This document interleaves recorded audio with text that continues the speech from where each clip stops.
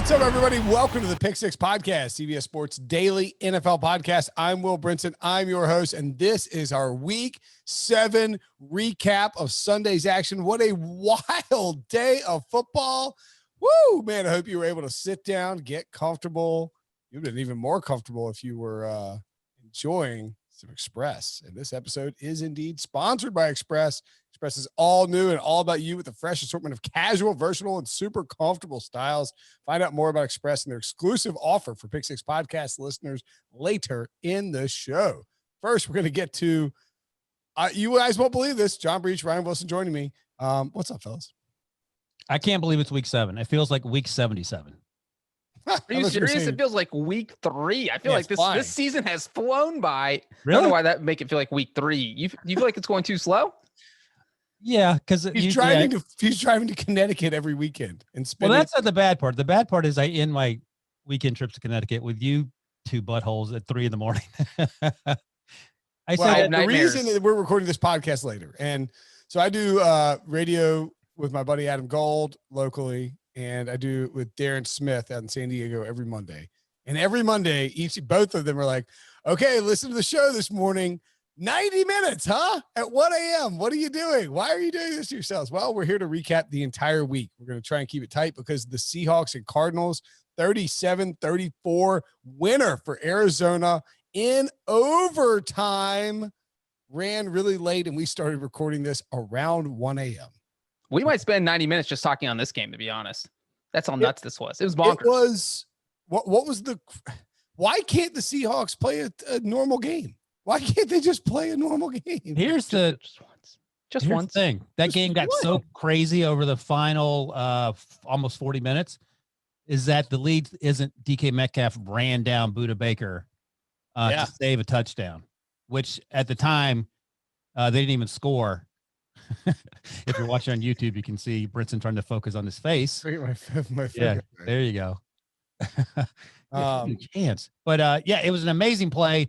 And I talked about this in HQ. Budda Baker ran a 4.45 at the combine. DK Metcalf ran a 4.33. It takes about 90 yards for a 4.33 to catch 4.45, it turns out. 21 miles an hour versus about 22.5 miles an hour. 22.64 miles per hour is the speed at which DK Metcalf maxed out per next-gen stats. Yeah, so... Wait, what did you say it was? 22.64. Second fastest of any defensive player this season behind his own teammate. And by the way, one last thing on that DK Metcalf thing, which for me is already right now, it's the best play of this season. I'm sure there'll be other. That's fine. It's good. Here's the thing. Like 95% of wide receivers can have a jaw dropping, amazing catch. 1 or 2 wide receivers can track down a 4.45 guy from the goal line and tackle him before he scores. And DK Metcalf is clearly one of those. And so if you were watching the play, if you didn't see the play, you need to see it. It's the sort of play where you text your buddies immediately.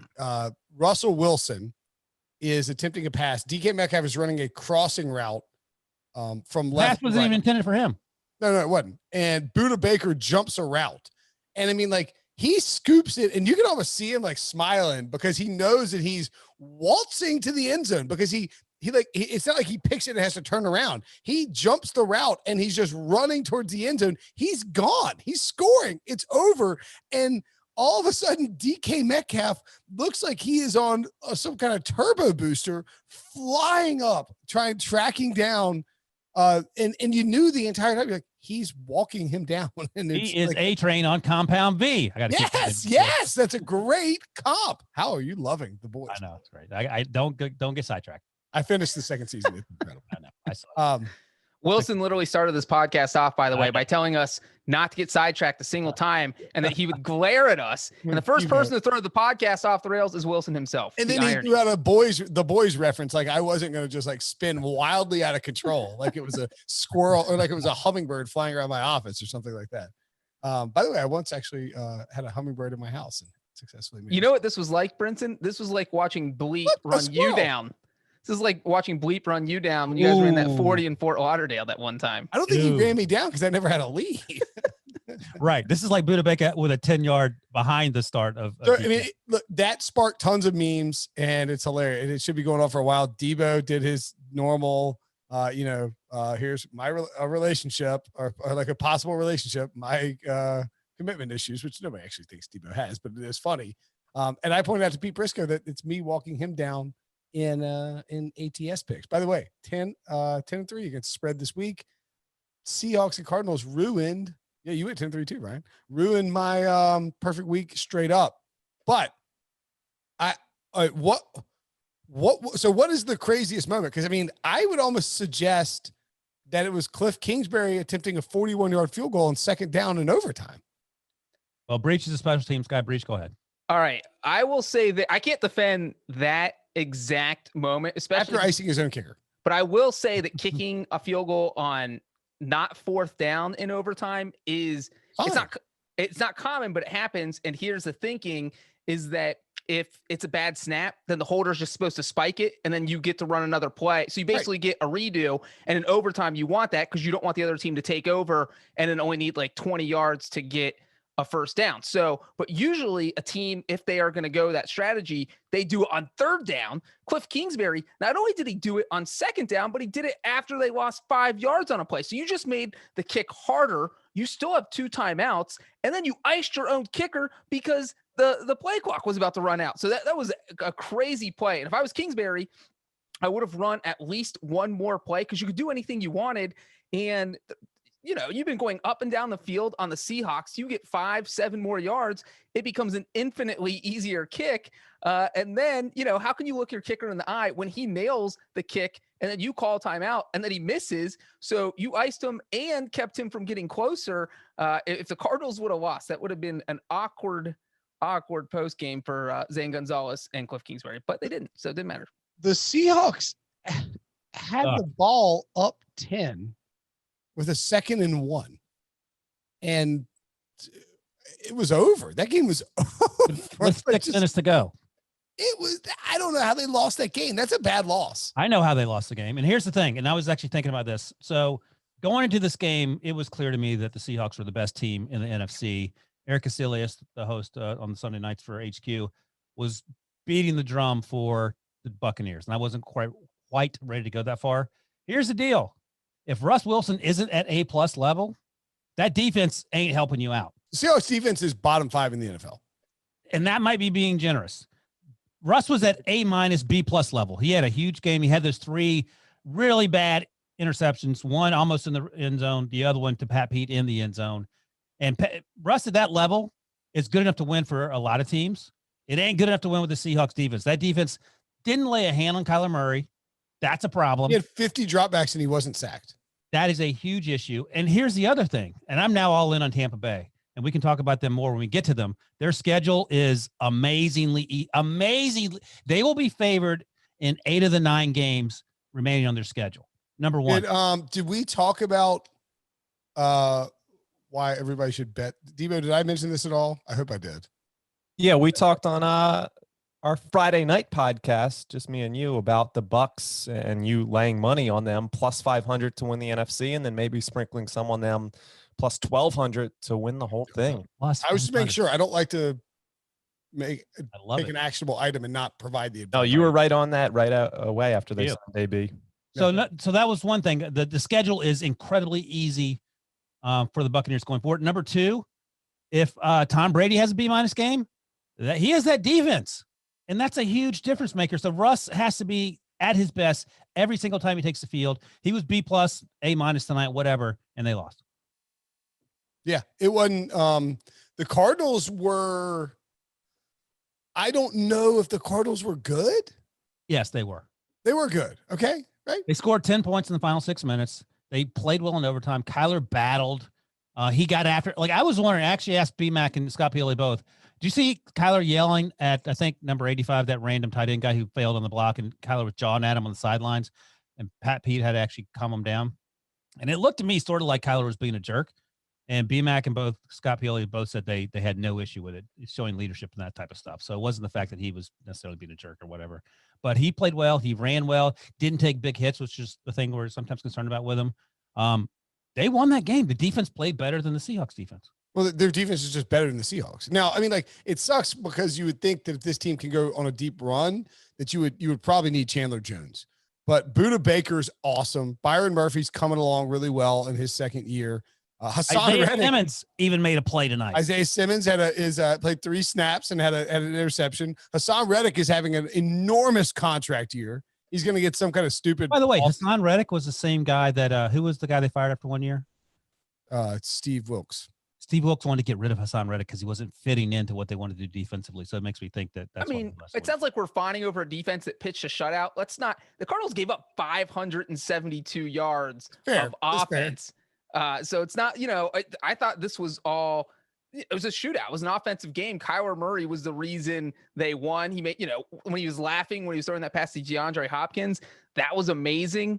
And you guys, I mean, obviously the Cardinals defense came up with key plays. That's just what the Seahawks didn't do or couldn't do. Tyler Lockett had 15 catches for 200 yards. This is the first time we're mentioning Tyler Lockett's name. And he was by far the best player in football this week. That catch where he had a touchdown catch. Well, I mean, the one where they ruled it a touchdown and then they're like, the ruling on the field has been changed. It's not a catch. It's like, why would you do that? Yeah. And then they reviewed it. And it was overturned to a catch. His body control with what he does with his feet on some of those close plays is just outrageous. He is so good. So good. Is there a bigger takeaway from this? I mean, I do think the Cardinals are 5-2. They were 5-11 last year. Yep. This is a team that can compete. This is a playoff team, right? I don't think they're better than the 49ers right now. Well, the NFC West is back, baby. We were sort of down them for a hot minute. All 4 of those teams could go to the playoffs. But the thing about saying they're not better than 49ers, that doesn't matter because they already beat them once. And they're 2-0 in the division. Every other team in the division has at least 1 loss. So that's a huge kind of tiebreaker to have at this point in the season when you've played 1/3 of your divisional games and you're the only team in the division that's still undefeated. So, I mean, even if you don't think they're a playoff team, maybe they're a 9-7 team, whatever, just because they have that and they're 5-2, it feels like as long as they don't collapse down the stretch that maybe they can get in. So they have coming up, they have the Dolphins at home. Their bye is next week. Then they have the Dolphins at home, then the Bills at home, at the Seahawks, at the Patriots, Rams at home, and at the Giants. Feel like they could, I mean, like I think 3-3 is perfectly reasonable there. And then you're staring at a situation where you're 8-5 going into the home stretch of your final 3 games. I mean, this should be a playoff team. See, I mean, they're in great shape. I don't think Kyler Murray's going to win the MVP or anything. I don't think it's out of the question. Still, let me ask you this: is Russ still your MVP favorite? Yeah, I think so. All right, answer that 3 picks is not great. Are the Seahawks likely to be the number 1 seed? I would say no. No. I think the Buccaneers are going to go 13-3, and the Seahawks with that defense, Lord help them. I mean, they might not win next week against the 49ers, and all of a sudden, they're tied with the Cardinals for first place. I love Russ, but again, he played a B+, A- game, and they lost in overtime to a good Cardinals. Seahawks have the next. And you can't play A+ games every week. No. Seahawks are at home against the Niners, at the Bills, at the Rams, home against the Cardinals. I mean, I would be surprised if they went 4-0 in that stretch. Well, they were 5-0. Should have been 6-0 for being honest. Yeah, but I mean, like they just, you can't live like this. Well, no. I mean, they've been living like it for 8 years. This is different. They live on the edge permanently. This is like drinking 25 beers every night and driving home and never getting caught. And this is the one night they got caught for a DUI. Like, you just can't take an Uber. And by Uber, I mean, hire some defensive people that can tackle and make plays. Reaches the analogy, guy. And it's 1 o'clock in the morning. Calling out Melvin Gordon, man. That's mean. Didn't need to name names. I know. Breach. All right. You mentioned we're going to go to the 49ers, apparently. Stick with that. You know what? We're not. We're going to talk about the Buccaneers. Oh, and we're going to lump these 2 games together. You know what? Let's do this. Oh, no. Oh, yeah. Let's lump together because I think it is fascinating to watch the trajectory of Tom Brady and Bill Belichick throughout the year. Ooh. So let's talk about the Buccaneers beating the Raiders 45-20. The Bucs covered -4. The over 51.5 hit easily. The Bucs almost got there by themselves. Tom Brady was fantastic. 44 fantasy points. He scored 4. He threw 4 passing touchdowns and rushed for another one on a sneak. And then is tying these together crazy? It's not crazy, right? What, the Patriots? Yeah. Yeah, go for it. And then the Patriots got stomped by the 49ers 33-6 at home. Obviously, the 49ers covered. Woo! One of my best bets for the week. And the 6-0 on best bets. Man. And the under 44.5 hit as well. Jeff Wilson, your top fantasy performer, 29 points. I think that these games are interesting too, because so the Patriots played the 49ers, who had Jimmy Garoppolo, and also Kyle Shanahan, who Bill Belichick beat in the Super Bowl in the 28-3 Falcons game. I love your hanging up. Dan Quinn was the head coach. Well, right. But Kyle Shanahan caught a lot of flack for that. It was like Darrell Bevel level flack in terms of offensive coordinator. And rightly so, I feel like. But go ahead. Sure. Yeah, if you're up 28-3, you think the offense is going to score maybe just 3 more points. You'd be wrong. Again, we don't need to revisit the 28-3 Super Bowl, guys. And then in the Buccaneers-Raiders game, that was like the Tuck rule game where Tom Brady was on the, like that got Gruden traded to the Buccaneers from the Raiders. And then now Brady's in the Buccaneers and Gruden's back with the Raiders. It just felt very like, I don't know. There's something about it. And these games were blowouts. And it is really hard to get to end the day on Sunday and not think about how much better the Buccaneers are than the Patriots right now. Let me ask this question before we go on. And I've been adamant about this for as long as I've been asking this question. So you have 20 years starting in 2001. Are you taking Bill Belichick in New England, or are you taking Tom Brady? You can only have one. I'm taking Tom Brady. I'm taking Bill Belichick. I'm also taking Belichick. Okay. Well, look to Cleveland to see how that works out. Look to what? Yeah. Cleveland to see how that works out. The Browns' last playoff win was with Belichick. What's your point? They haven't won. Tom Brady has 26 6 Super Bowls. years. That's my point, Breach. Not everyone wants to be the. Oh. That dude just dunked on himself and he missed the dunk. Get out of here. Belichick, he has all the Super Bowls with Belichick, man. If you take Brady out of the equation, Belichick is a really good coach without a quarterback. That's my point. Don't you think he would have found a quarterback at some point? I mean, look, of course, they both matter. How's that working in Cleveland? And how did it work in Cleveland? And how's it working this year? So you're telling me that if Freddie Kitchens and Tom Brady are in Cleveland, I'm not telling you that. No one is in New England for 20 years, they're winning. Freddie Kitchens is not telling you that. Stop it. Who's the coach? Pete Carroll was there before Belichick got there. Put Pete Carroll there. I'm not taking that. Okay. Belichick got fired and they hired him too. Name a coach who's with Tom Brady, a reasonable coach who's with Tom Brady for 20 years in New England. Bill Parcells was there before Belichick got there. What about that? Sean Payton and Drew Brees have won 1 Super Bowl. Tom Brady's not winning multiple Super Bowls with another coach. He's maybe winning 1 or 2. Belichick. Okay, that's fine. That's why that's why this is a hot topic debate show. What are you dunking on yourself because I said it's a hot topic debate show? I was dunking. Okay, good. I mean, I'm glad we disagree. All right, well, let me ask Brinson this question. Who would you rather have now if Belichick was coaching the Bucs? Undefeated. No, it'd be the same. They'd be They would have beaten the Bears. Why are you so afraid of Bill Belichick? What are you doing? He's the greatest coach of all time. That's the most absurd question anyone's ever asked me on a podcast. Really? And you go on a cat podcast every week. That's really weird. Okay. Twice a week, Ryan. All right. Well, look, that's where I stand. And you guys, you know what the name of that cat podcast is, right? I Kill Cats for Fun. No, it's not appropriate. Right meow. Yeah. That's worse than my Tom Brady for Bill Belichick take. All right, go ahead. Make your other points. I win that one. Round 2. Go ahead. No. I guess, I mean, I just think it is, I do think, but now I do think that what you're saying is interesting because people who are pro Tom Brady in the Tom Bill argument right now have a major leg to stand on because of how well the Buccaneers are playing and how crappy the Patriots look. And Cam Newton was awful on Sunday. Awful. It was a mercy bench. I don't want to say he got benched. It wasn't hold on, to go along with what Ryan was saying, though. Do you think Belichick is regretting letting Tom Brady walk?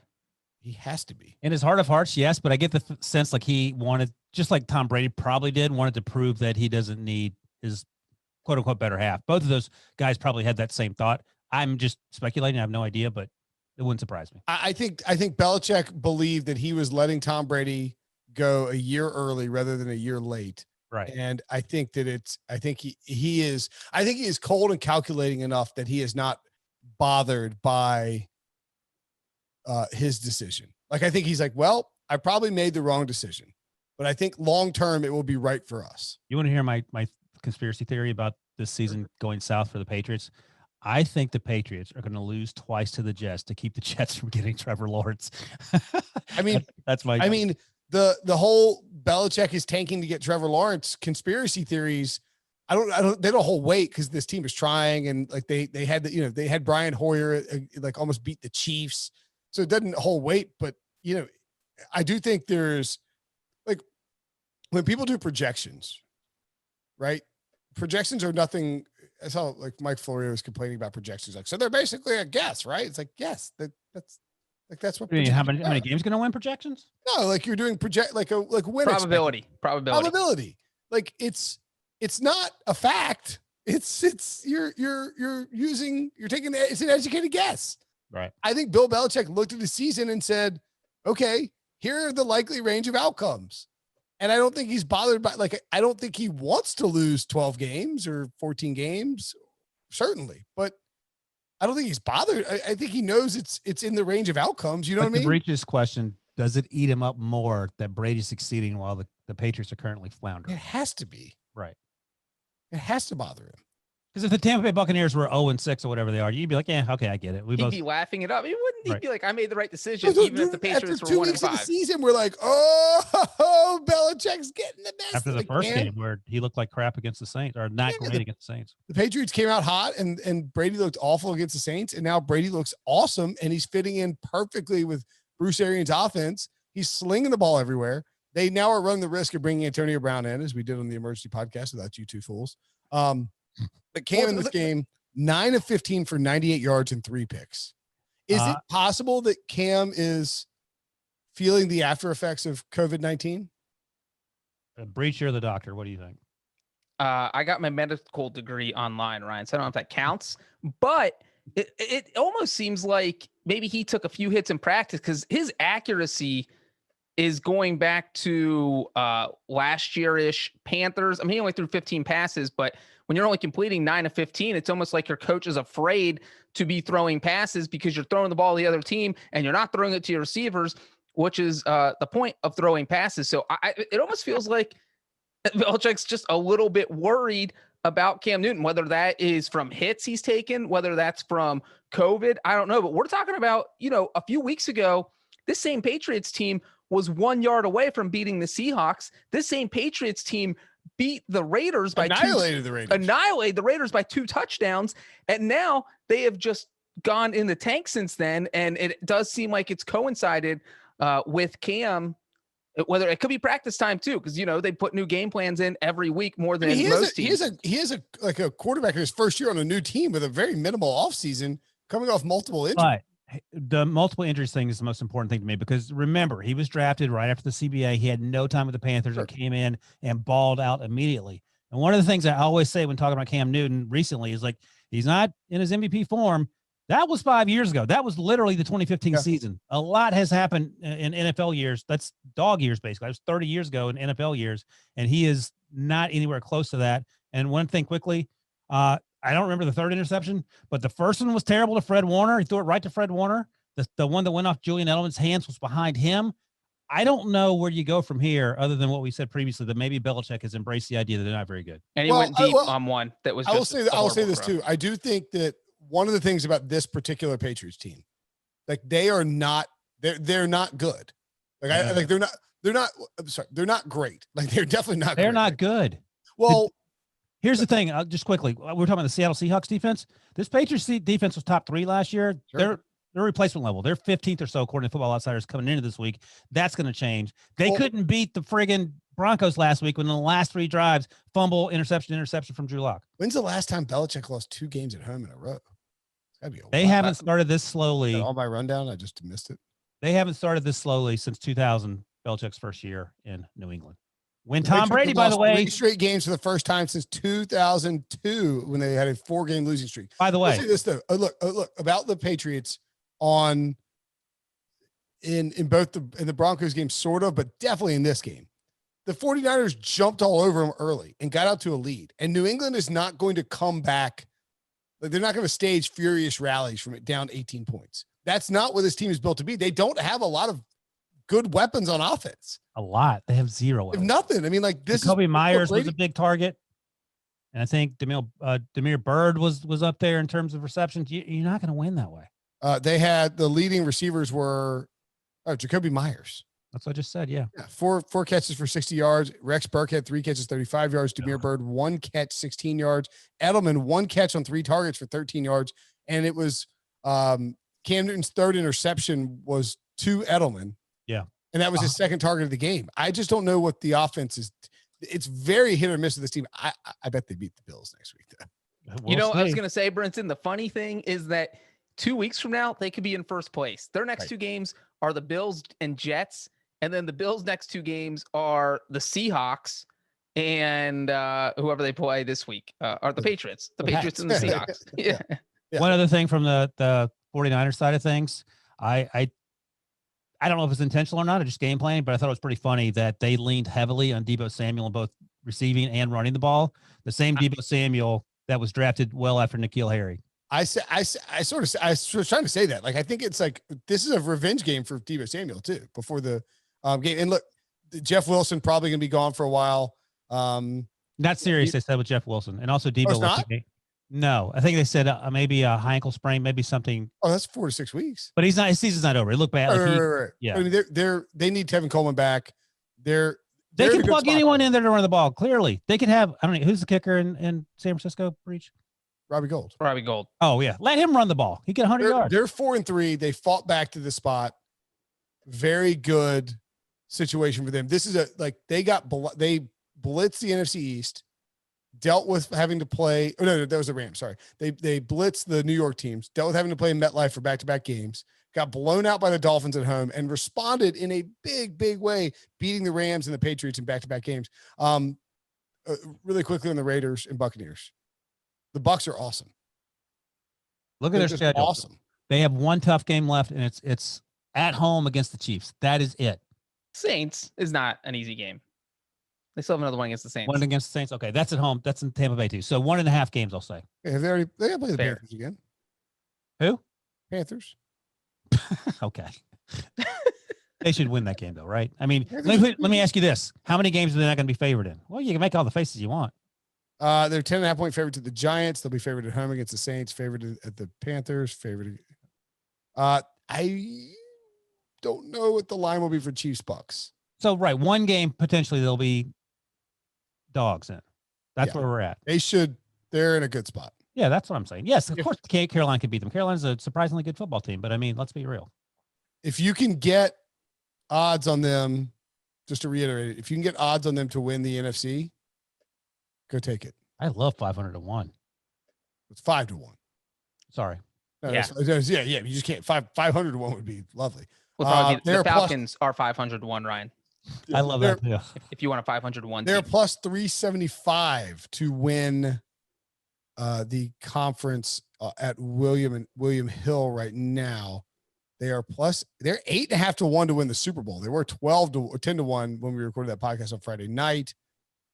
They're minus 150 to win the division. Oh man. I mean, I got a Saints bet to win the division. I do not want that. I want the Bucs. All right. Well, I'm just telling you. All right. Okay. We didn't say anything about the Raiders. Do we want to do that real quick? Princeton, you don't want hate mail. Just say yes. We want to talk about the Raiders real quick. Yes, we'd love to talk about the Raiders. Go ahead. Talk about the Raiders. That game was crazy. The Raiders were just in the game, and then they were down by 20 points. Yeah. I was doing the Twitch stream with Adam Azer on fantasy for fantasy football today. I turned and looked, and the scores are just down 20 points all of a sudden. They were right in the game. They outscored them 38-10 the rest of the way after trailing 10-7 in the second quarter. Well, it was 24-20, and then the Bucs scored 31-20. Scored touchdown, made 31-20, and it was like, all right, we're gonna have an old-fashioned shootout here.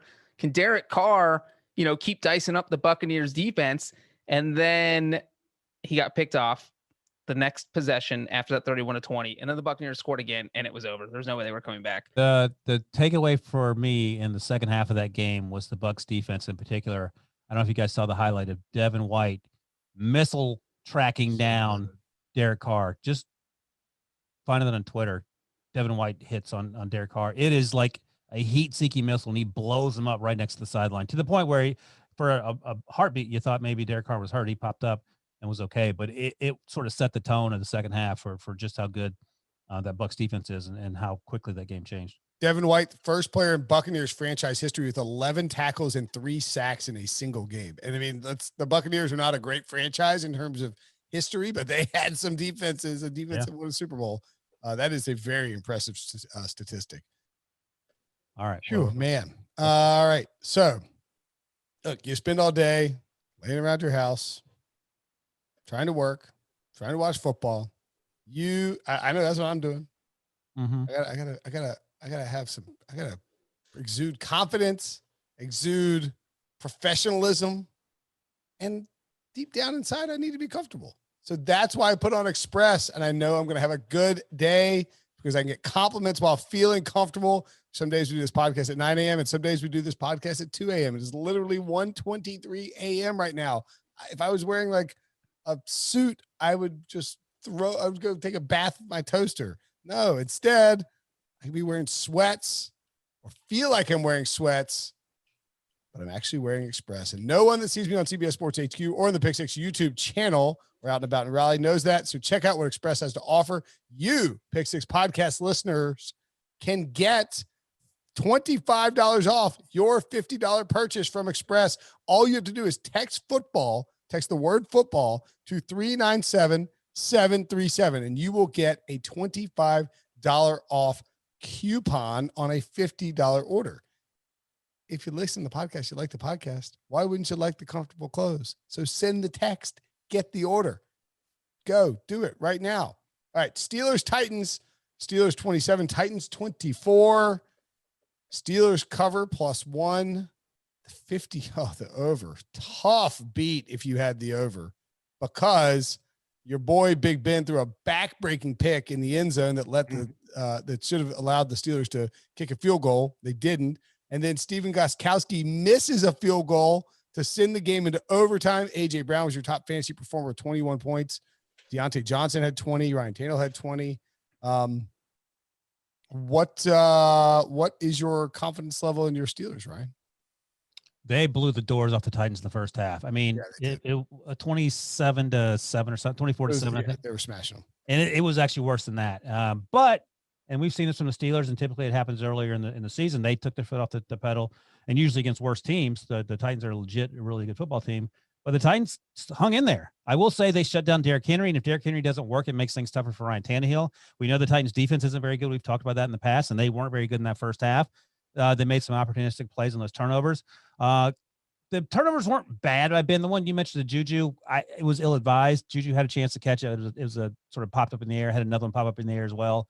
But I don't know why they didn't lean on James Conner, who actually outrushed Derrick Henry in the second half, just to take the run down the clock and take the pressure off Ben throwing the ball. And I think he threw the ball 49 times. I mean, that's too much in a game. No reason to do that. Yeah. So, it's a victory on the road in a tough environment. There were 10,000 plus fans there. What are you laughing at? That's how many that were there. I know that 10,000 fans makes it a tough environment. No, but playing in Tennessee is tough. 10,000 Clay Travises in the stands. Yeah. I mean, and I was going to ask you before you Oscar Evo. Right. Breach. Are you moving on from Steven Gostkowski? He made a 51-yarder.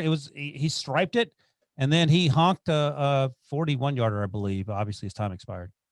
Wait, what, Ryan? Did you say he honked a 41-yarder? What was the game winner? What was the distance? Put some respect on his name. It was 45 yards. That's much more difficult than a 41-yarder. It was a good. He missed it. It looked like it was going in. It kept kind of curving right on him, and I think he was a little. You know what? You don't get rid of him at this point because he won you the game in Minnesota. He won you the game against Jacksonville. He won you the game in Denver, although the Denver game, they probably would have won if they had a kicker who could make any field goals. But he's absolutely won you at least 2 games. And you know what your favorite thing to say in these situations are, Ryan? Who else is out there? Who's out there that is better than Steven Gostkowski? I'll tell you this, that when I was watching this game, I only watched most of the fourth quarter, probably about some of the third quarter. But when he went out there, if you asked me what my confidence level was on a scale of 1 to 10, I would say like a 6.5. Like I wasn't very comfortable. Oh, I don't know. That's not very high. Okay. No, that's not. I mean, it's higher than 5, but not high enough where you're like, oh, this is definitely going. Is Justin Tucker a 10 in that situation? Yeah, Justin Tucker. Anything under 50 in a clutch situation, Justin Tucker is an absolute 10. But like you said, Brian. Well, like they also had a really bad. They got jammed on a grounding call that moved them back. That I didn't think it could have been. I didn't think it had to be called grounding. I was on the set, so I didn't see it, but I was curious why they moved back. Now I know. What were you saying? Yeah, it was Tannehill got flagged for grounding. Oh, okay. And they could have been a little. Oh, you know what? On the third down play, I thought this was really questionable. And it's the same thing with like Cliff Kingsbury on that second down. Like on third down, they took a shot to the end zone to win. I actually like that play because I'm fine with it, but if you got 45 yards, like just get I don't know, get 6 or 7 more yards. It's one of those things. If you're at a certain distance, don't just assume your kicker is going to make the field goal. Yeah. Like the chances are you're not going to win the game on this shot to the end zone. And all you did was if they would have gotten a 5-yard gain there instead of that shot to the end zone, that's a 40-yard field goal. My confidence level there is a 9. That's almost a gimme. If you do a crossing route or like you run mesh or something like that, and you have 2 guys who are, you hit somebody, like hit Adam Humphries over the middle, maybe he breaks it for a first down and you get a chance to take that shot, and then you don't have to come back and hit the 45-yarder. Here's how I measure those things. I was very nervous when they threw that ball because I knew it was either going to be a touchdown. I don't remember who the receiver was. Corey Davis, either a touchdown on a high point catch or PI on Joe Hayden, who has been known to get PIs in the end zone, and then it's a chip shot. So I was like, as a Steelers fan, I was waiting to see on the bottom of the screen. And that's the way to judge it. Like if you're a Steelers fan and Arthur Smith is like, we're going to take a shot play here. You're like, no. I'd rather you just run a draw and kick the field goal. Run the crossing routes. Yeah, that's fair. I was just surprised they took that shot there because I think it's a pretty low percentage shot. And Cardinals did the same thing Sunday night. We were yelling about that right before the field goal. Yeah, that's fair. By the way, AJ Brown. Oh, I love AJ Brown. Yeah, that was memories of Demaryius Thomas from Tim Tebow versus Ike Taylor in that playoff loss to the Broncos. He just breaks everything. Like he was running, and I was a little far away from the screen. I said, "Oh, that's Jonnu Smith. He's fast." No, that's Jonnu Smith's big brother, AJ Brown. Yeah. I mean, AJ Brown. How did Ole Miss not win 100 games? I said the exact same thing today, and they had Dawson Knox on that team as well. I mean, AJ Brown and DK Metcalf on the same team, and they had who else did they have? Dawson Knox, the tight end. There was one more receiver, wasn't there? Yes, there was. I can't remember his name. He was undrafted. Like he was a Jacoby Myers type player. I can't remember his name right now. How dare you? And who was the Ole Miss quarterback in 2018 and 2019? Awful. Fitzgerald. Well, that's I the believe. point. You can't. Yeah. Hey, It to was my point. no. Oh wait, they had Jordan Teamu. No, he's not Ole Miss. Is he Ole Miss? Yes. He was 2018. They had Jordan Teamu, who was actually good. That's when Ole Miss went 5-7 somehow. That's terrible. Yeah, they weren't good. I thought that's funny. I didn't think it was Jordan Tomo. Okay, my bad. DK Friend of the pod, Jordan Tomo. Yeah, friend of the pod. That's right. Is it Elijah Moore? No. Braylon Sanders? No. I can look it up while you're.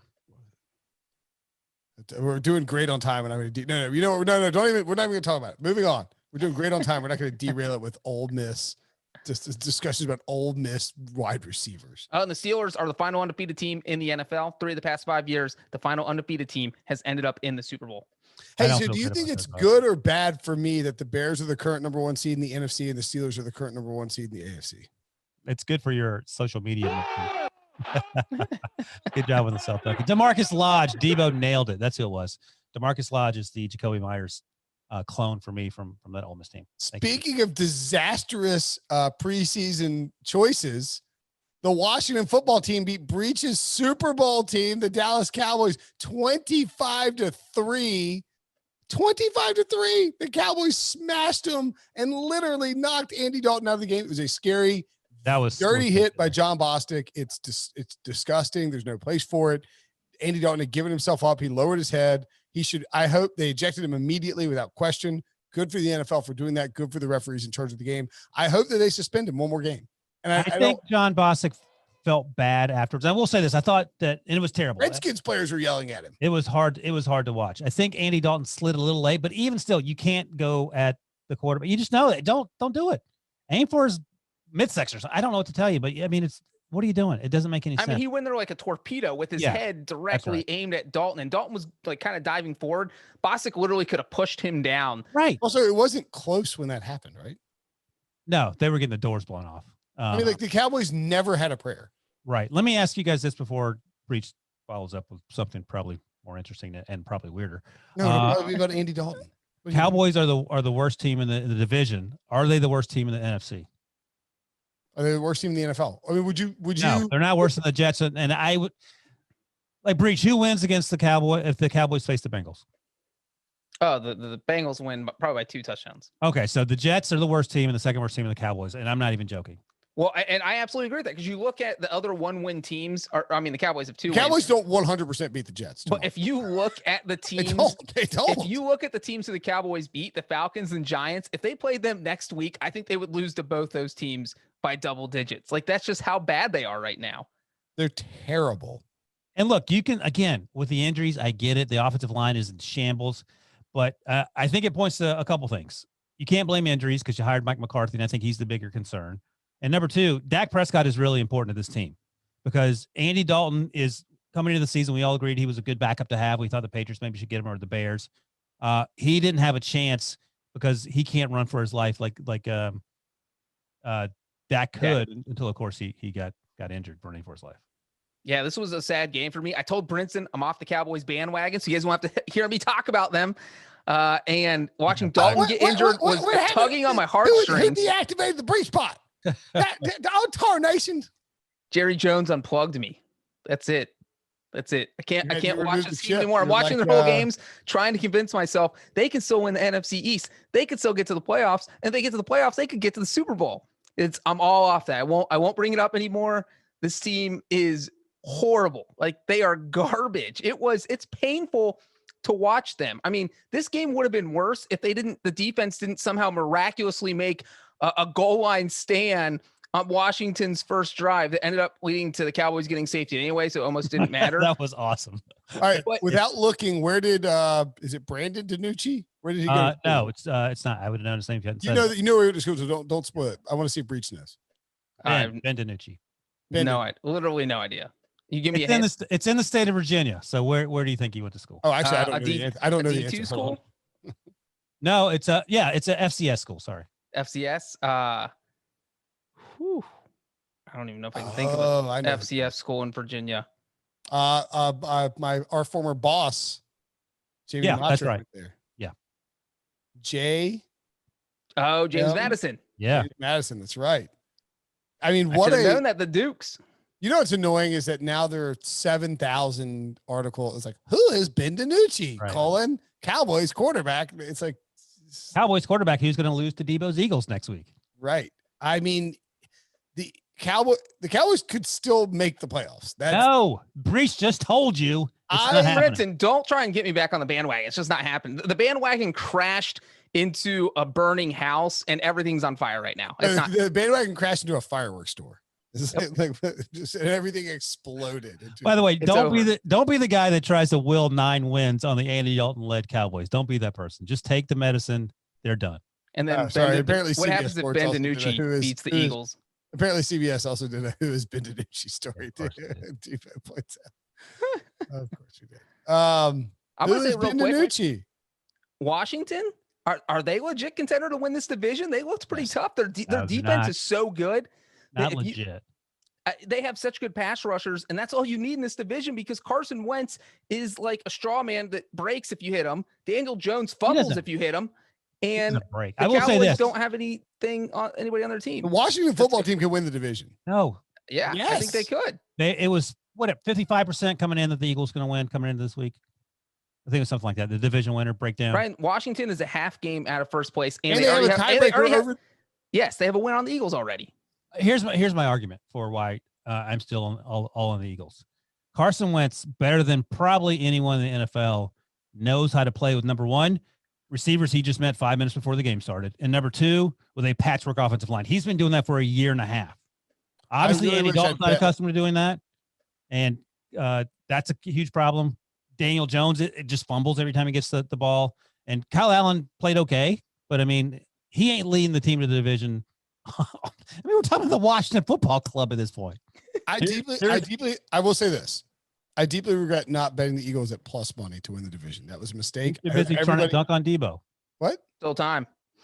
There's still time. No, I mean, Brinson, you said after week 1 that the Washington football team could win the division. So I thought you were going to say that bet. And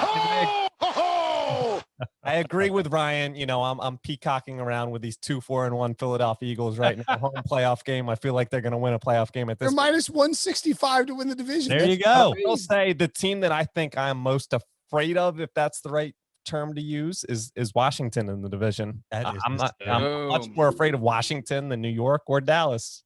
Which says something. And you could argue, by the way, no, never mind Washington. The Giants could be in first place. They've lost so many close games by such stupid fashion. They're terrible. This is the division with 6 total wins. The other thing I was going to say, though, the Washington football team is coached by a guy who's experienced winning a division under 500. Like, he knows how to grind it out. By the way, Cowboys coming up have at the Eagles, Steelers at home. They're losing both of those games by double digits. I promise you that. I don't care if you drag Roger Staubach from his like bring him out of the drag Aikman out of the booth and put him on the field. It won't matter. You cannot play against those two teams. Those are two of the best defensive lines in football. They are going to get whoever's under quarterback is going to get annihilated. What if the Steelers beat the Ravens next week and lose to the Cowboys? That would be the most Steelers things ever. That would be the most. You know what? I want to say something real quick because we talked about Belichick and Tom Brady. How much do you think Aaron Rodgers is enjoying what's happening to Mike McCarthy in Green Bay? I mean, he's taking shots at tequila every time the Cowboys lose, right? Spiteful too. He's hammering. Oh yeah, he's definitely spiteful. He's probably finishing a bottle every time the Cowboys lose, especially when they don't score a touchdown. Did we do the Dak Prescott, Trevor Lawrence thing yet? Did we do that? What is that? Podcast? If the Cowboys go, Cowboys finish with the number 1 overall pick, do they draft Trevor Lawrence and let Dak walk? Yes. By the way, if they have the number 2 overall pick, given the way Justin Fields played for Ohio State on Saturday, he played so much better than last year, and he was really good last year. That's also a situation where you take Justin Fields and you move on from Dak Prescott. I mean, that solves your $40 million contract situation with Dak Prescott, and it gives you a young stud quarterback on a rookie contract, which they badly need. With no in a year where the salary cap might only be $175 million. And on a roster that's completely loaded with stars and scrubs, where you paid a running back $30 million. That's the other thing. And we'll talk about the Chargers later. I think one of the reasons the Chargers are so good because they have playmakers around them. The offensive line isn't terrible. Joe Burrow is obviously really, really good, but that offensive line. You know what, Ryan? That's amazing because what do you got? We're going to combine 2 more games. Yes. And we are going to combine the Browns beating the Bengals 37-34. He missed. Oh, and he may have pulled a hamstring or a. That is always so funny. I tear up every time you play it. Elation. Actual tears. Baker Mayfield and Joe Burrow both went off. Shout out to my man CJ Kaltenbach at the Siege DFS. He had a chat with him about it. He said Burrow was going to win the Millie Maker, and I'm pretty sure he did. What's that? He didn't win the Millie Maker, but Burrow was the guy. In this game in particular, and we're going to add the Chargers as well. The Chargers they took care of business against the Jaguars and covered, beat the Jaguars 39-29.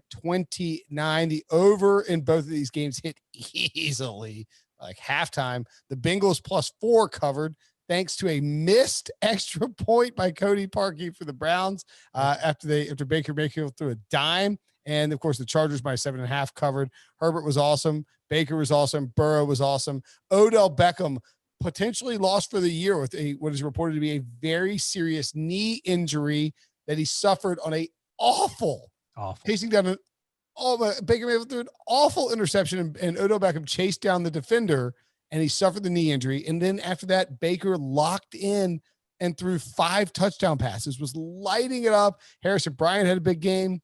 The Browns now move to 5-2, right? 5-2. Baker started 0 for 5, including that stupid interception, which came after, Breach will tell you, a great drive by the Bengals that ended in a batted pass and a red zone interception. But then after going 0 for 5, Baker went 22 of 23, and he was lights out. And you would imagine, I don't know if Breach felt this way, but it looked like Baker was headed for another Steelers-like performance. And we talked about last week, Aaron Rodgers quitting once the Buccaneers started piling up points. Aaron Rodgers came back this week. We'll talk about that later. I give Baker Mayfield a lot of credit. He looked like he was done as a football player last week. He was obviously injured with the ribs, came back and played really well. Yeah, you can say it's a Bengals defense, but he hasn't done that a lot, and that's a huge development. And also one other thing, it sucks that Odell Beckham maybe lost for the season, but I wonder without him, without Jarvis playing. Blessing in disguise situation, because I sort of feel that way. It's like the Antonio Brown situation in Pittsburgh. You don't have to throw the ball to him 15 times a game and feel that pressure. You can spread it around. It's what Bill O'Brien thought he was doing with DeAndre Hopkins. And he did the exact opposite. So I wonder if maybe that'll perhaps help him going forward. Watching that entire game, I absolutely felt like Baker Mayfield was a better quarterback once Odell left the game. And obviously, Odell's a superstar. He has great talent, but Brent, you hit the nail on the head. I just feel like when you have a guy like that on your team, especially when you're a younger quarterback, Baker Mayfield hasn't been in the league for 5 years. He's still a young guy. You feel the pressure to throw to him as often as possible. You want to make sure he's not unhappy and taking his shoes off on the sideline like he did last week. And so what happens is what Ryan just said, where you go 22 of 23 to end the game, and you complete 21 straight passes, which was a Browns franchise record. I don't care who you can play against the Jets defense, completing 21 straight passes against any team in the NFL is impressive. And so, well, and not just Baker though, it also is a huge help, I think, for somebody like Kevin Stefanski in the play calling. You don't feel like you're trying to get Odell Beckham involved. You're just calling your plays, and then you're letting Baker Mayfield decide whoever is open, let's make the best possible throw. And Baker, some of these touchdown passes were friggin' dimes. One to Njoku was insane. I'm sure Breach was frustrated by the last touchdown that Phillips somehow just Donovan Peoples-Jones. Yeah. I don't know what happened on that last. What was he doing, Breach? Insane. I mean, it's on the sideline. There's no reason I can't even remember who was on coverage, but Phillips. There's no reason you let that pass pick. There's no room over there. You just keep the ball from it was unbelievable. I couldn't believe that. I almost cried. It was that bad. The Bengals are 1-5-1, but they feel better than that. You know what's funny is that the Bengals are 1-5-1. Kidding. They're not better than that. They've led in the fourth quarter of 5 of their 7 games. So this is it's unbelievable. Actually, they're 1-5-1 and not at least 2-4-1 or even 3-3-1, just because. And by the way, that Hail Mary at the end, I thought there was like a 50-50 chance. It was close. But now it's weird though, is he gonna be able to get it to the end zone? Because it was he threw it a good 70 Breach, yards. This is exactly what you said you wanted out of the Bengals season, which was I don't care what the record is. I just want to know that Joe Burrow is good. And Joe Burrow is definitely good. Joe Burrow is unquestionably awesome. I think that, look, after this game, you have freaking Carlos Dunlap going on Twitter and trying to sell his house in Cincinnati. And if the Bengals are smart, they need to not be as stubborn as they were last year when I just wanted to disown the franchise because they refused to trade Andy Dalton or AJ Green. You have 2 guys who don't want to be there in Geno Atkins and Carlos Dunlap. Trade for some offensive linemen. Put them in a package, all 3 of them, to get one good offensive line. Whatever it is. Or a high draft pick. Joe Burrow is throwing for 400 yards out there with the Bengals already had a bad offensive line. They lost 2 starters in this game, and he is still slinging the ball left and right. I mean, it's really unbelievable to watch. I don't think people realize how bad the Bengals offensive line is. It's unbelievably bad. And Burrow's out there throwing for 406 yards. I'm going to say this real quick. The Bengals did not punt one time the entire game. Since the merger, NFL teams were 55-0 when scoring 33 or more points and having 0 punts, and they are now 55-1 after that loss. That stat is from Jay Morrison at The Athletic. Burrow has thrown for 300-plus yards in 5 of his 7 starts, tied with Patrick Mahomes in 2018 for most by a quarterback since 1950 to start the year. Mahomes 5, Kurt Warner 4, and 14 other players had 3. It's just very clear to me the Bengals are 1-3-1 when leading in the fourth quarter of the season. Yikes. By the way, T. Higgins is really good. I was curious about his ability to get open. Yeah. I hate draft season. I really do. I love T. Higgins in college. And then got talked out of him by people, not me. You can't. That's right. You can't. That's a big problem. And I was like, oh, T. Higgins is not a first rounder. And he went the first pick of the second round. So he wasn't a first rounder, but he should have been a first rounder. Right. That's right. There's no reason why you take Here's what happens. And- Denzel Mims runs a 4.37 and goes crazy at the Senior Bowl, and he's raw. Right. Like, why would you want Denzel Mims over T. Higgins? T. Higgins is a monster in college. It's like Mike Williams. Like, people are like, oh, Mike Williams, does he have the top end speed? I don't know if he has the speed. Does he have the speed? It's like, did you watch Mike Williams play? He's a monster. I want to say my only knock on Joe Burrow right now is that he is turning into the Daniel Jones of fumbling. He gets hit and he loses the ball. And it's that simple. Right now, he leads the NFL in fumbles with 8. The next closest is 6. Daniel Jones himself only has 5. So you can't have a quarterback who's fumbled 8 times in 7 games. That's, you're not going to win games if they're averaging. I mean, he's averaging like 45 dropbacks a game behind a terrible offensive line. He's just killing him. You can't average a fumble per game. I mean, it if doesn't you drop matter how many 45 times. What's his per dropback? Like 1. Every time he drops back, he fumbles. Terrible. I'm just, what I'm saying? They're like, we understand, but the point is that, I mean, Breach is right. At the end of the day, at some point, fumble that much. If you're going to win 9 or 10 football games, you can't. They're asking Joe Burrow to do an obscene amount. Right. It feels like Peyton Manning in his rookie year in Indianapolis, except you just don't trust the Bengals to actually get better. I don't know. That being said, I was going to say Joe Burrow is fun to watch, and I'm excited for the Bengals' future. Absolutely. All right. Speaking of excited about the quarterback future. Boom. Well, and look, I mean, we're getting closer and closer to me just having to take this L on Justin Herbert. Everybody is taking the L. There's no one that was like, Prisco probably will say he is. There's no one that looked at Justin Herbert the last 2 years at Oregon and said, oh, this guy is going to be the best. And I actually tweeted this out today, and we've talked about it before. The Redskins are taking there's put it in the jar. Washington football team are taking, if they're doing the redraft today, knowing everything we know, they're taking Justin Herbert at number 2. And that's only if the Bengals are like, do we take Joe Burrow? Do we take Justin Herbert? Stop. Dude, Justin Herbert, I'm going to go off the top of my head here, leads the NFL in third down passer rating. He is first in passer rating among all rookie quarterbacks. He threw 4 touchdown passes last week. No Chargers quarterback has ever done that. Had 3 more today with no interceptions. He's no joke. You just found a tweet where I said Justin Herbert might be a second-day guy. Oh, God. Oh, yikes. You should why am I getting old takes exposed? Costa's got old takes exposed on Sunday. That was pretty good. Yeah, I mean, look, it's tough, man. It's Burrow. Herbert just looks like he is. Now, let's take this with a grain of salt. And with Baker lighting up the Bengals, we're talking about Baker. It's like, well, it was the Bengals.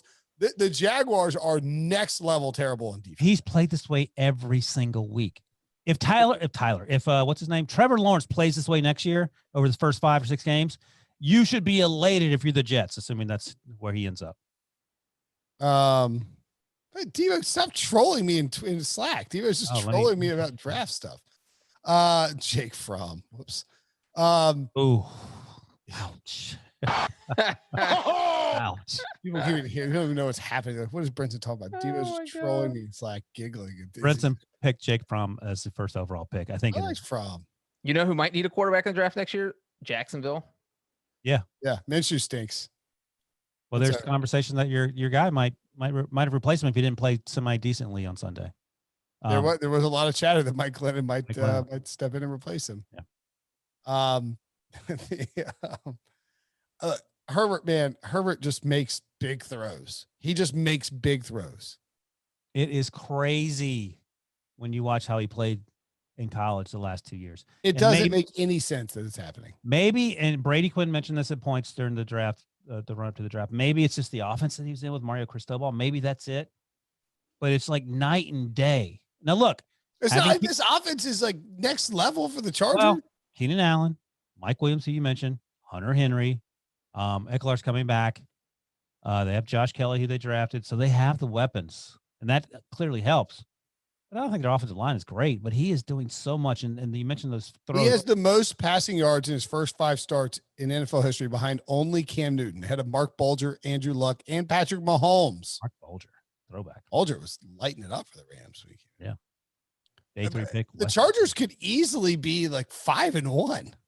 Again, we talked about it last week. He just got his first win. I mean, I think he hadn't won a game in 5 games. Now he's 1-5 or 1-4, whatever it is, as a starter. The Chargers were up 16. The Jaguars took the lead. Yeah. And then the Chargers stomped on them and took over. It was close. And They had Jacksonville was up lead against the Chiefs, Bucs, and Saints. Jacksonville was up 29-22 in this game. The Chargers scored a tie at 29-29. Then Jacksonville fumbled the kickoff and then Chargers recovered at like the 15-yard line, scored 3 plays later, and it was a blowout. The Jacksonville defense is by far the worst in football. No.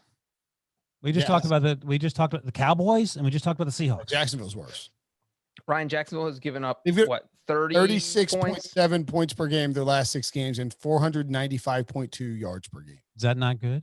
That's not. They have given up 30 or more points in 6 straight games, which is tied for the longest streak in NFL history with the 1984 Vikings and 1968 Broncos. That is how bad they are. We're bringing up the 84 Vikings. And the teams that they've played are the Colts, Titans, Dolphins, Bengals, Texans, Lions. Okay. Chargers. The Football Outsiders. They haven't played anybody. They're just getting mollywopped. Football Outsiders agrees that they're the worst. And the second worst is actually the Las Vegas Raiders. Oh, man. They get the Texans next week. Sweet mercy. All right. Oh, they're on bye. Wait. Oh, dang it. I'm proud to announce that I didn't make a bunch of lineup changes that cost me millions of dollars today. I just had progress. Bad lineups. All right, let's take a break. When we come back, we will get through the rest of the games. All right, so the Saints beat the Panthers, and that's not what we're talking about. We're actually talking about the Lions beating the Falcons. Just redo it real quick. Psych. It was close, Brinson. All right, so the Lions beat the Falcons. I can't believe this game had to wait till after the break. This is one of the craziest games of the year. It was only 23-22, not as high scoring as a lot of people thought. The Lions +1 covered the under 54.5 hit. Matt Ryan and Matthew Stafford both have 19 fantasy points, and poor Arthur Blank on the sidelines in that Falcons. Poor Falcons fans. Poor everyone living in Atlanta. I mean, like Did y'all see? Oh, Debo. Oh my God. I know. The Falcons should get their own TV window every week because they're literally bizarro Seahawks, where the Seahawks do all this crazy stuff and they usually end up winning, even though they didn't Sunday night. The Falcons, they always lose in some unimaginable way. And this is up there on the unimaginable. But it's not unimaginable because if only they've been watching television 24 hours before. You can't get ready for a game. Up high, down hard. That's right. Ryan is dunking on Debo because the day before, James Franklin, the galaxy brain genius in charge of Penn State, ran a play that allowed his team to score to go up 8 points when all he had to do was take knees and get out of Dodge for a win. Indiana, my Hoosiers, go down the field, score, tie it up, go to overtime, and beat Debo's lowly, sad Penn State Nittany Lions. Not just beat them in the most unimaginable way possible. That was what was unimaginable. The overhit in that game, that was the crazy part. Debo, was that a touchdown in the Indiana Penn State game to win it? It's 50-50, and this is not a Penn State podcast, but I do feel a little bit validated because I've said on here before that James Franklin is overmatched. I think, Ryan, you questioned me on that. I had people, saying it here, and then whatever I say on social media, question my loyalty to Penn State. It's not that. I just think he's a moron, so we can move on. And I even went as far as saying I would gladly welcome back Bill O'Brien, another friend of this podcast. Wow. Billy. So that happened 9 o'clock at night on Saturday, and then fast forward to 3:30 p.m., 4 p.m. on Sunday. So Todd Gurley gets the ball. The Falcons are down 2. Yes. They're down 2. They hand off to Todd Gurley. He goes up the middle. The Lions players are tackling him, but they want to let him score, so they release him quickly, and Gurley falls out, and he realizes he's about to fall in the end zone, tries to stop himself. It's too late. He's crossed the plane. The Falcons go up, as a result, go up 5. They go for 2. They obviously don't get it, right? Is that right? No, they went up. The touchdown put them up 4. And touchdown put them up 4. They go for 2 because you don't need to be up 5. You want to be up like 6 is better than 5. In theory, it shouldn't matter. That gives the Lions roughly like 55 seconds, I think it was. Timeouts. No timeouts. Matthew Stafford works it down there. They get down to the 10-yard line on a play to Kenny Galladay. Great catch. They go down and spike it with 2 seconds left, and Stafford buys time, moving in the pocket, and throws a laser to a wide open TJ Hawkinson in the end zone to tie it up. And all they have to do is kick the extra point. They get unsportsmanlike conduct, which backs them up 15 yards. And then who's their kicker? So wait. So Matt Prater is trying this 48-yard extra point when, mind you, earlier in the fourth quarter, he had missed a 46-yard field goal. So this was not a gimme at all. And it's Lions-Falcons, 2 teams that always lose in weird ways. And it was like, he's going to miss this. This is going to go overtime, and they're probably going to tie. Yes. And Prater buries it, and the Lions win, move to 3-3. The Falcons fall to 1-6. And I'm going to guess that Raheem Morris probably not going to get that job now. I will say this. I'll just say this quickly, Breach. The Lions have won 3 of their last 4. Matt Patricia and Bob Quinn have saved their jobs. Oh, baby. You know, just because they're 3-3. The Texans had won today. I'm coming at Prisco. That's enough to save your job. Ryan, I can't believe you're off the Jim Caldwell bandwagon. No, I'm still on the bandwagon, but the reality is I think they're on their way to saving their jobs. 3-3. I mean, that's the best start they've had ever. They should be 5-1 or 4-2. They could be 6-0. Yes. They have the Colts, Vikings, they had a Washington, lead. Panthers, and Texans in their next 5 games. They could win 3 of those. They could also lose 3 of those. They could lose all 5 by 20 points or win all 5 by 1 point in a triple overtime game that isn't actually possible.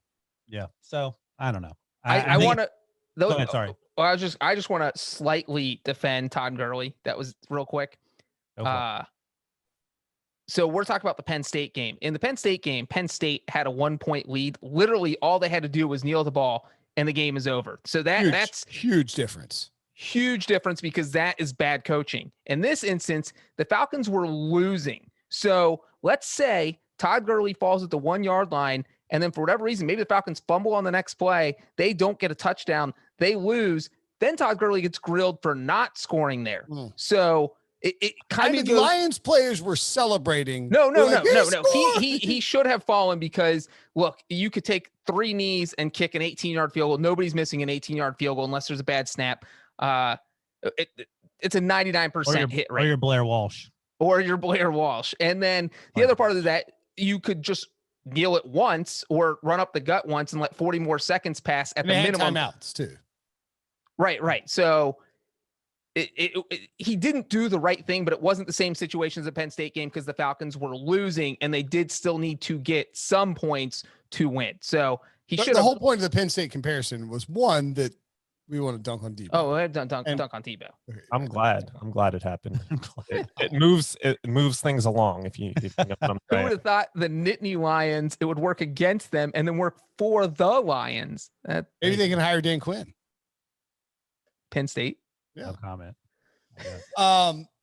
Look, huge win for the Lions need to win. The Lions should have blown out the Falcons in this game. I don't even know what they were doing. Like, they're so annoying. They're 2 bad teams. That's what's going on. The Lions are a lot better than the Falcons.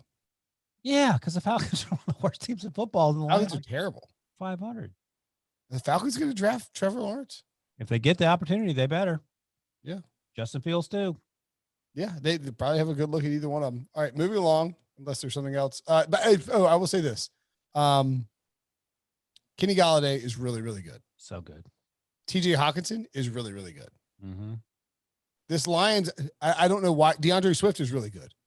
Yep. Stop giving the ball to Adrian Peterson. That's what they did. That was so annoying. They went on 4th and 1 and it did a handoff to Adrian Peterson. Drives me insane. What'd you want me to do? Give it to DeAndre? Do anything. You have Matthew Stafford, TJ Hawkinson, Kenny Galladay, Marvin Jones, DeAndre Swift. You got all these, and you give it to your oldest skill player. You give it to a 45-year-old running back who, if he's in the backfield, everyone knows he's running it. And that was on a goal line stand by the Falcons in the, I think, second quarter. It's from the 3-yard line. Todd Gurley had more carries than the Falcons had points. Is that a problem? No, not given that he's one of the first-round picks that starts on that team, so that makes sense. They just are they lean into Todd Gurley too much. All right, we'll move on to the next game, which is the New Orleans Saints beating the Carolina Panthers 27-24. Drew Brees 29-36 for 287 yards and 2 touchdowns. DJ Moore went off 93 yards, 2 touchdowns on 4 catches. The Saints didn't cover, obviously. The Panthers covered +7. The over 49.5 hit. Drew Brees is your top fantasy performer. And we almost had, Breach, kicking history.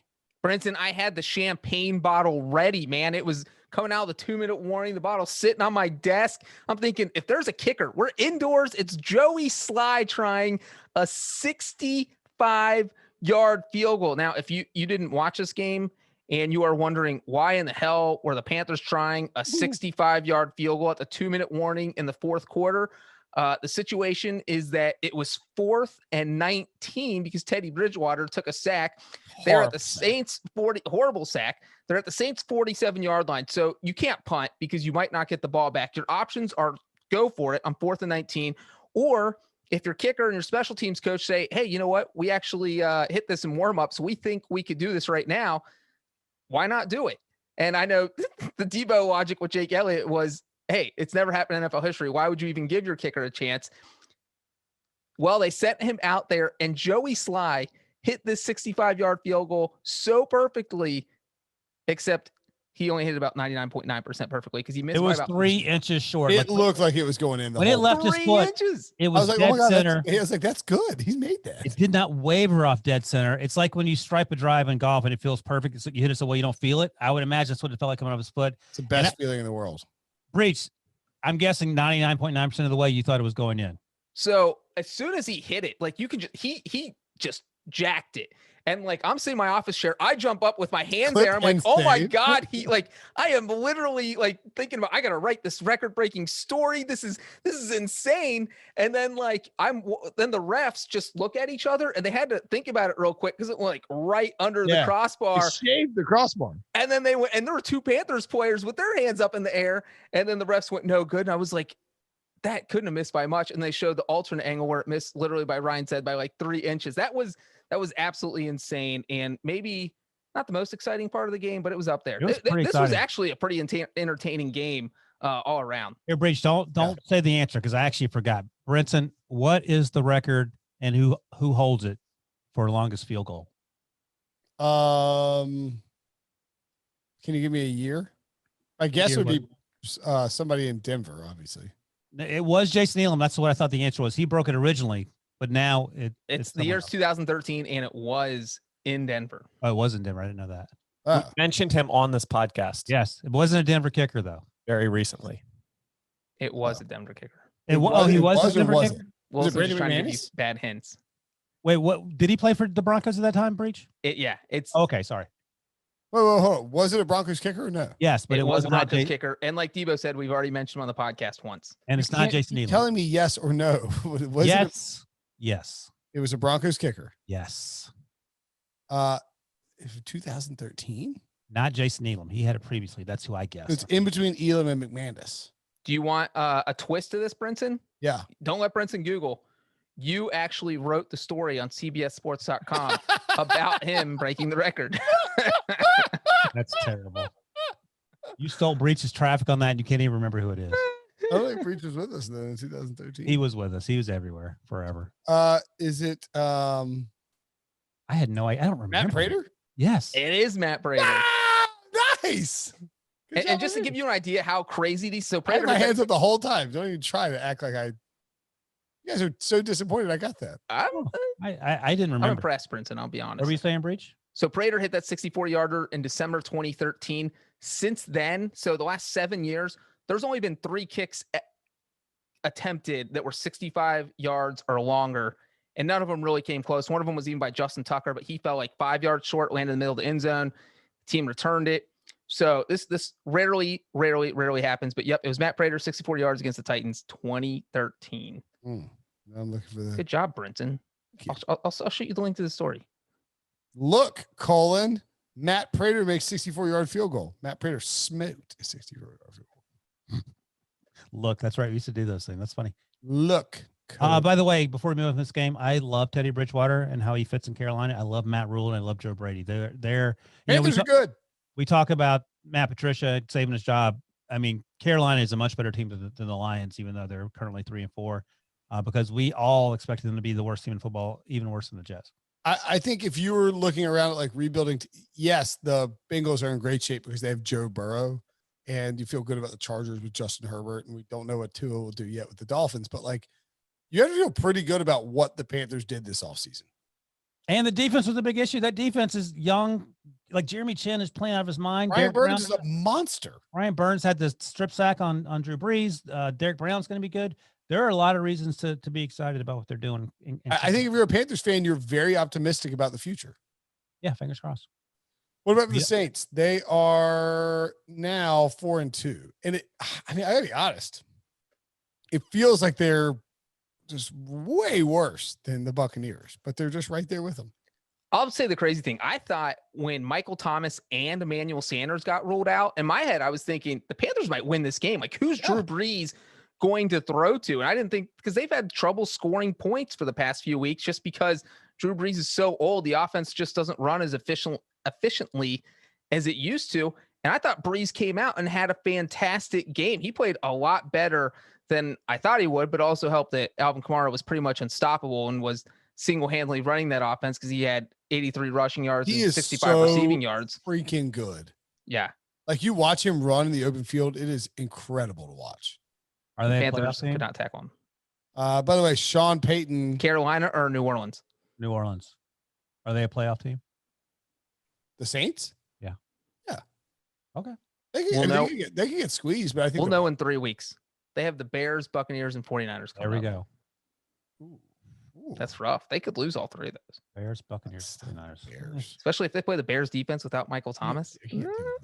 Michael Thomas,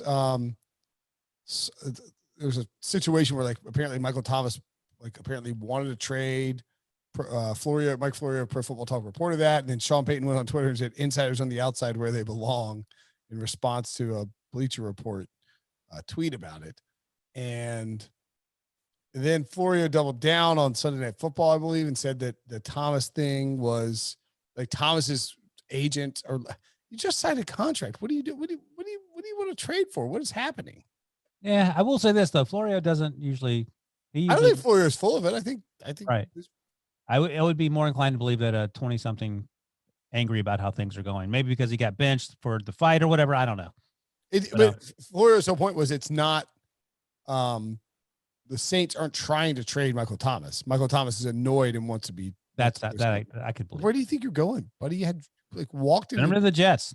I mean, how'd that work for Le'Veon Bell and Antonio Brown when they got kicked out? It's crazy. It's like you just landed with a Hall of Fame quarterback who just wants to do nothing but throw you sling. And you just set the NFL record for most receptions. Like literally all receivers, all they want is the ball thrown to them. You can't possibly have the ball thrown to you more than you already have. Right. Like, what do you want the ball more? What do you want, man? All right. What's next? The Saints are just hovering. Chiefs 43, Broncos 16. Boy, that got out of hand fast. Quick. Chiefs -7 covered the over 46 hit. Shout out Nick Costos for saying to take that over. It was a lock. Patrick Mahomes led fantasy with 14 points. Technically, Debo puts this stuff in there. I believe the Chiefs defense led in this game with all of their points because they had a pick six and a kickoff return for a touchdown. How, on a scale of 1 to 10, how worried are you about the Chiefs offense? 0. Last week they ran the ball 46 times. They never done that in Andy Reid offense, and they just trounced the Bills. This week they had 22 rushes and 25 passes. 2 of those passes came from Chad Henne when he came in the fourth quarter. They can win in any number of ways. It snowed in Denver. Patrick Mahomes before the game said he was a snow quarterback. After the game, he said it was cold. So I'm not sure where he falls on that, but it's late October and it's snowing. That's probably not ideal. All right, let me ask you a different question. Pete Prisco said on our CBS Sports HQ show, you can watch it every day, 4 p.m. Eastern on CBS Sports HQ, free streaming 24/7 Sports Network, Roku, Amazon Fire, wherever else. And he said that he said Mahomes wants to throw it. He's not happy having to if they run it. I was like, he doesn't care. Do you think Patrick Mahomes cares if they're winning with running the ball? Can he still cash his checks on Thursday? Right. I don't think people cash their checks in the NFL, Ryan. I think they get direct deposit. It's the dumbest thing in the world. What, saying they cash their checks when they get direct deposit? Yeah, that's pretty dumb. kidding. But like the idea that Mahomes would be mad that the Chiefs are like. What if Mahomes goes to the bank like we used to do in high school and says, "Can you cash this on Friday?" And it's $8 million. Do you think they can do that? Clyde, Brinson, I don't think your question was that crazy. That Ryan just kind of shoved it aside, said there's not an issue at all. But look, they were trailing 40-24 to the Raiders. They only had 13 points at halftime against the Bills. And even though they scored 43 points in this game, they didn't score 43 points. As you said, 2 touchdowns came from the pick 6 and the kickoff return. So now you're talking about them scoring in the 20s, and they haven't. That's the point, Breach. The Seahawks can't do that. That's what's great about this team. Well, right. Yeah, I do agree with that they have a better all-around team than the Seahawks, but that doesn't mean we can't be a little bit concerned about. They were outgained by 125 yards. Let me just say this. If you're the Broncos and somebody told you the Broncos are only going to give up less than 300 yards of total offense to the Chiefs and not allow one single third down conversion. And not allow a single third down conversion. If you're a Broncos fan, would you be like, hell yeah, I'll take that. We win that game. I will say that would be your reaction. One thing, and spoiler, you actually lost by 30 points. You're like, what?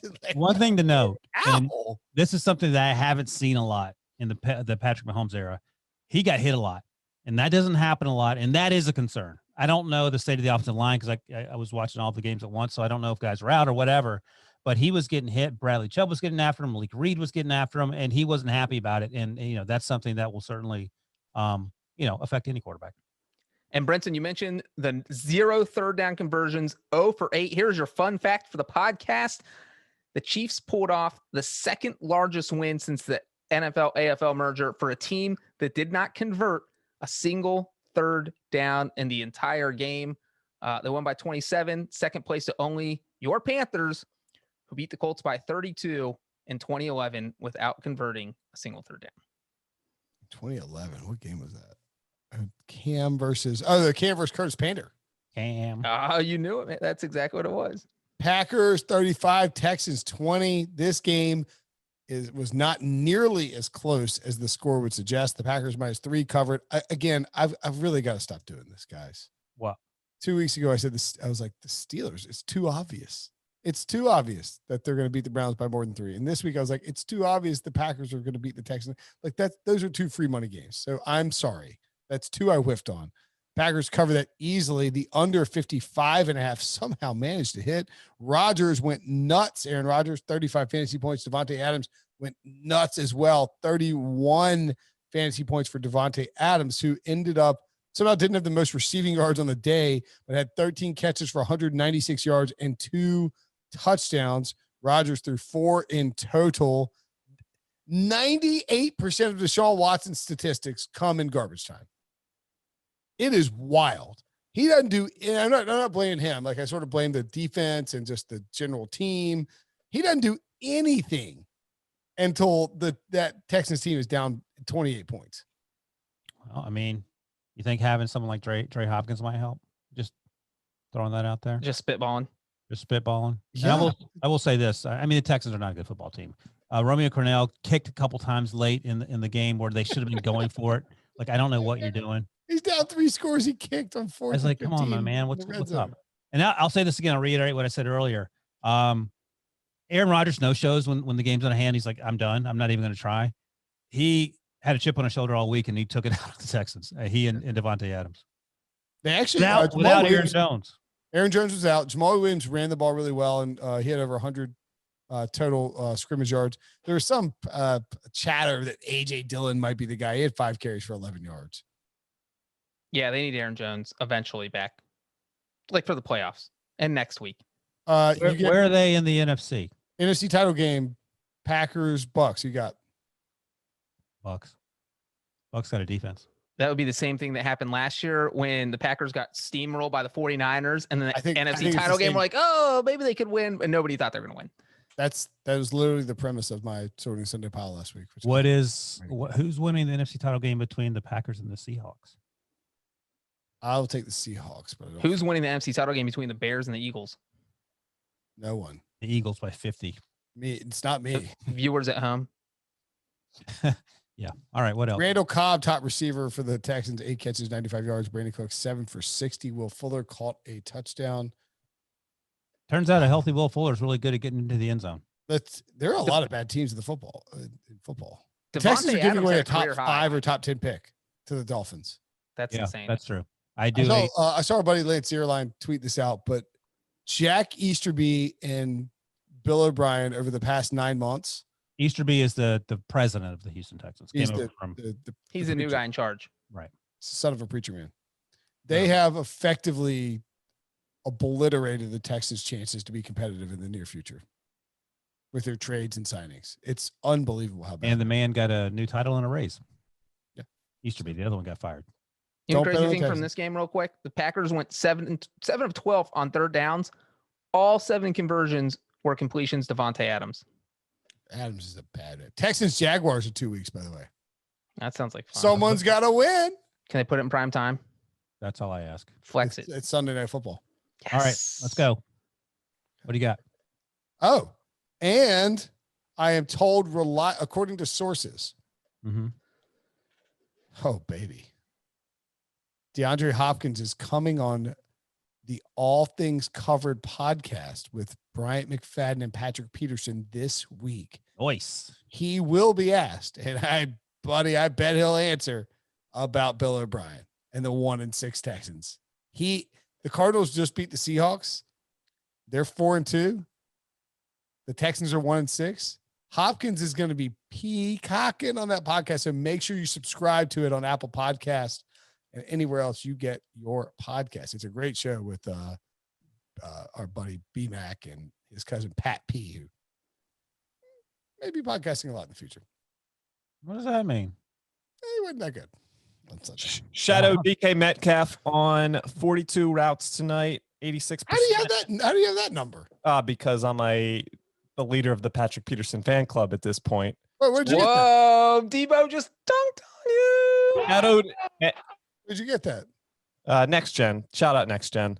How'd you get that on 49 routes, 4 targets, 1 reception for DK Metcalf after shutting him down to 0 receptions last year. Tough play on that Tyler Lockett one, but that was one of the most beautiful balls you'll see from Russell Wilson. So not much he could have done there. Man, you got Danny Greened. Dunked on. You got Craig in the Next Gen stat thing, and I'm just missing it. Too late now. No makeup. All right, don't get sidetracked. Let's go. Yeah, whatever. You were wrong. It's from Next Gen's Twitter. Okay. Bill. Oh, yeah, you're never on Twitter. I don't know how you could miss that. Oh, yeah. Bills 18, Jets 10. The Jets plus 9.5 covered. The under 46.5 hit. Josh Allen didn't score to have a touchdown against the Jets, but he's your top fantasy performer. Cole Beasley as well. How worried are we about the Bills, Ryan? Scale of 1 to 10. About a 7.5 for most of the game. I mean, Jets in general, for the Bills overall, 7. 6, 7. Yeah, I mean the Jets led 3-0 in this game. That was the first time they had a lead since week 4 against the Denver Broncos. This is a straight up doo-doo operation. The Jets had a double-digit lead for the first time since last season. I mean, think about how terrible. I mean, it got to the point where it looked like they were going to give Adam Gase a Gatorade bath when they went into the halftime of the lead. Of course, they lost the football game. I'm concerned if I'm the Bills. The offense has now not scored 20 points, I think, in either 3 or 4 straight games after coming out like gangbusters. Sam Darnold. The other one, Josh Allen, is regressing to in parts to the Josh Allen we've seen previously. He's still a very good quarterback, but ain't no more MVP conversations about him right now. Yeah. The defense sucks. The defense is bad. I don't know how that defense is bad. They just stink. They were getting steamrolled by who was it? Who's the running back? Where's the rushing? Oh, there it is. Frank Gore and LaMichael Pirine. They every time I looked up, they were running for 5 and 6 yards at a clip.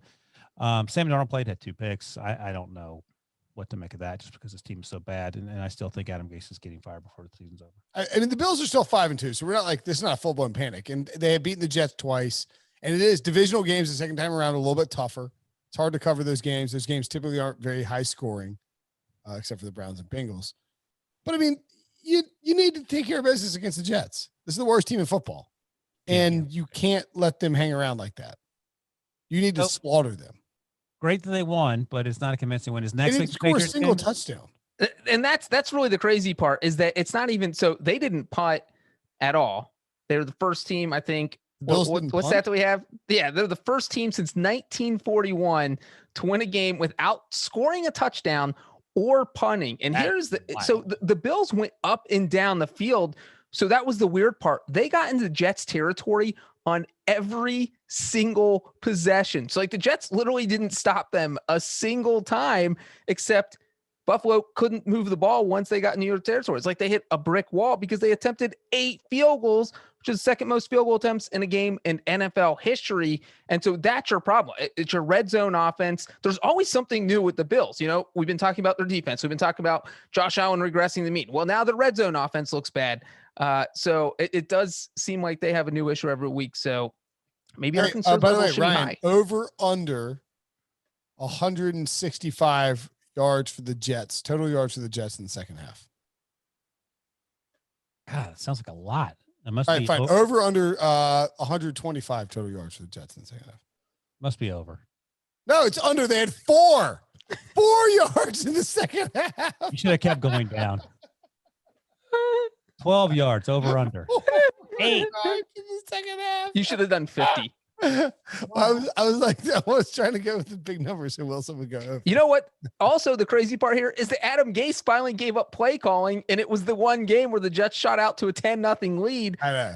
So the only time they looked good all season was the first quarter and a half of this game when Adam Gase wasn't calling plays. By the way, before we move on, and I'm ready. 4 yards. When you have Prisco on next week, please start the podcast by reading his evaluation of Adam Gase a few years ago, and then ask him to respond. I found that over the. Hold on, let me see if I can find it. Oh, I've done it now. I pulled a breach when I told him not to do the exact. We just sidetracked ourselves for an hour. I know.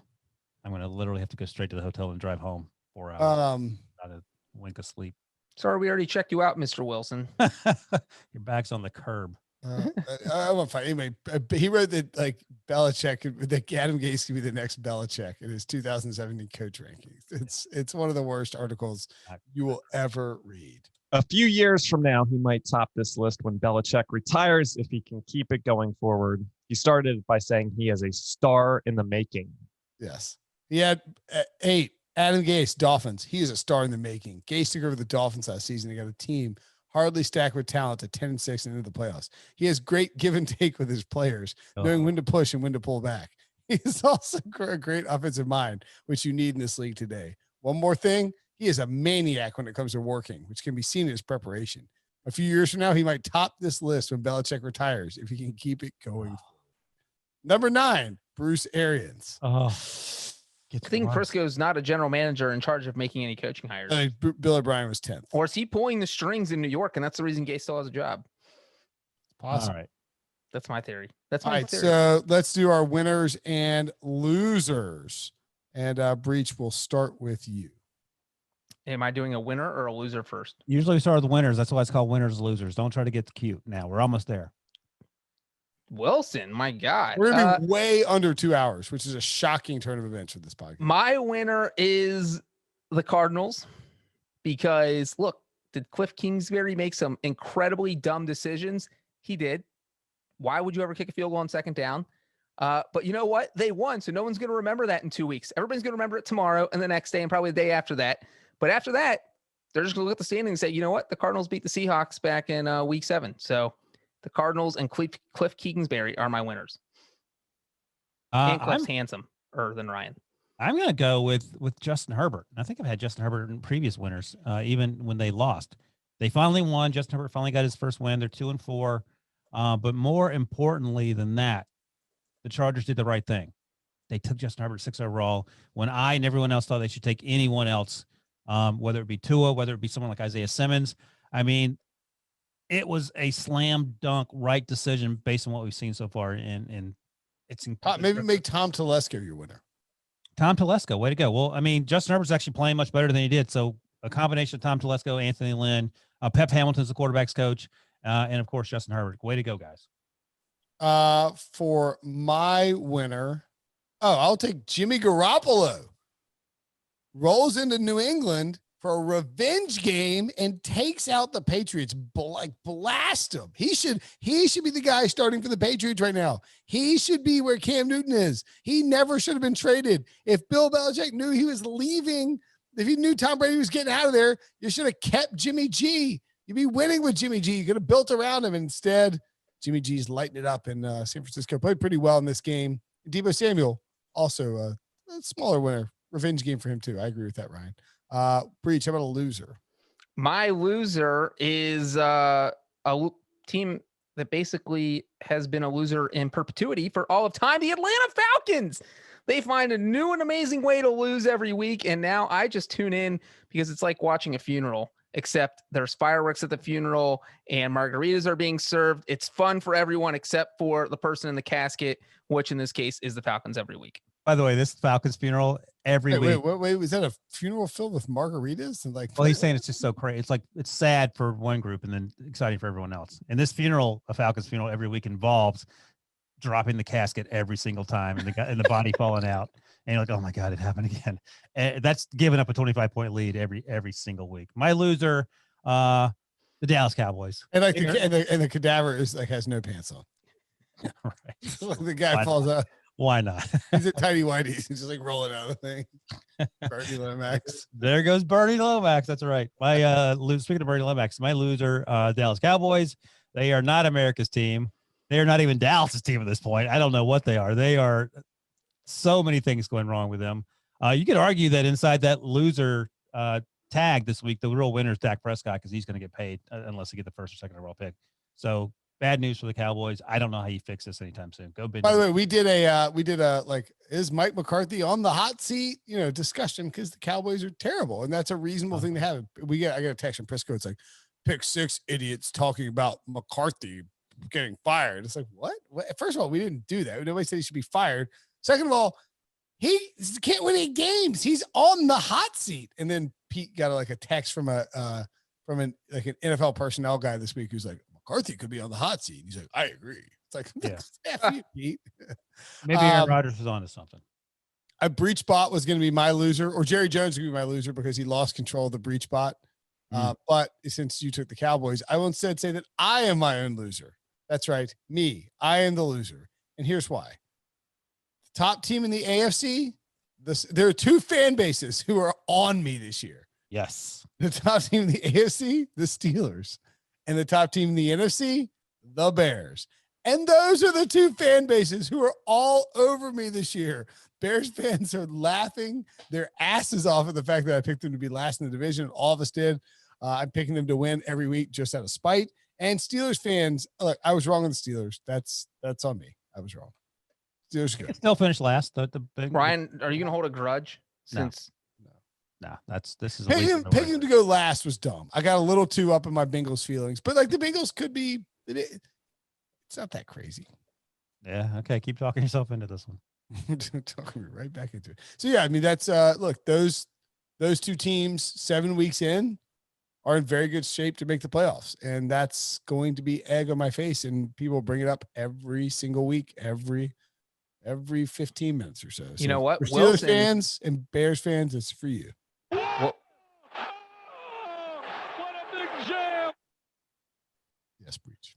I was going to say Wilson is the Steelers homer, and he didn't even pick them to win the division this year. He never does that. That's right. Yeah. Steve says wrap it up, so that means shut up, Breach. That's the show. Thanks for listening. We'll be back tomorrow afternoon with a preview. Was it going to be funny? You won't be back. We'll be doing. Oh, good. That was my face. Okay, go ahead. We'll be doing a preview of the Bears and the Rams. Spoiler. Oh, by the way, look, if you listen to this podcast, you listen to this whole damn podcast for some reason, go bet the Jimmy Graham over receptions 2.5. It's juiced. He's going to hit it. He'll get 3 catches tomorrow on Monday night, but get it before it moves to 3 or 3.5. So go do that. We'll mention that on the podcast. That'll be my lock on the podcast. The preview. Then of course, we'll have a Monday night recap.